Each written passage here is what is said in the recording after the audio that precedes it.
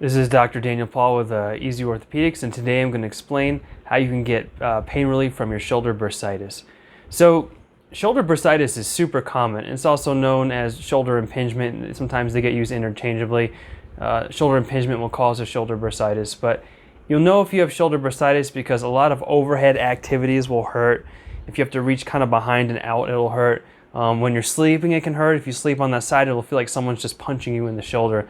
And that's because well, let's put it this way. So your hip joint is like a ball and socket, right? When you're talking about the shoulder joint, it's more like a golf ball on a golf tee.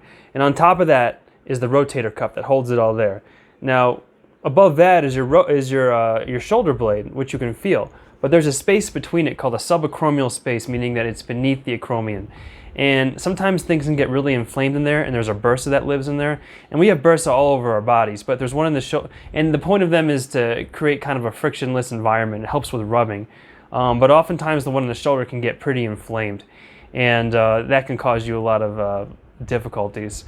So how do you get pain relief from it? Well, the first thing you want to do is make sure it's actually from shoulder bursitis and not, let's say, a rotator cuff tear. By and large, most people with shoulder pain have bursitis. They don't have rotator cuff tears, but it's possible to have both of them. Rotator cuff tear will be usually more painful, and you can have trouble actually lifting or moving your arm at all. But the first step I like to do to get rid of shoulder bursitis pain is a steroid injection. Now, I'm not putting this in the shoulder joint. I'm putting this above the shoulder joint in the subacromial space.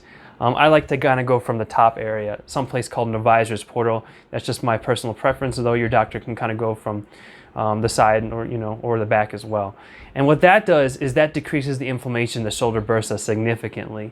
And while that inflammation is decreased, then you can work on physical therapy or exercises to get your biomechanics righted so you don't run into the same problem again. Usually when someone gets shoulder impingement leading to bursitis, the back part of their shoulder capsule is really tight. And also, what ends up happening, if it goes on for long enough, it starts messing up the movement in their shoulder blade and actually causes contractions in the front of the shoulder, causing tightness and pain in the front, from a tightened pec minor muscle. So ideally, the best thing to do, in my experience, is I inject it. I get the person or the patient into physical therapy, working on posterior capsular stretching, rotator cuff strengthening, pec minor stretching, and periscapular stabilization. And that usually does it pretty well. And by and large, sometimes people need a second injection. Most of the time we can get rid of it with just one.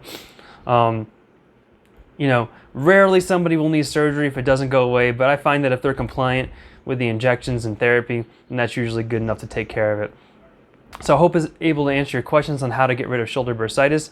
If you have any questions for me, feel free to leave them in the comments below, and I'll do my best to respond.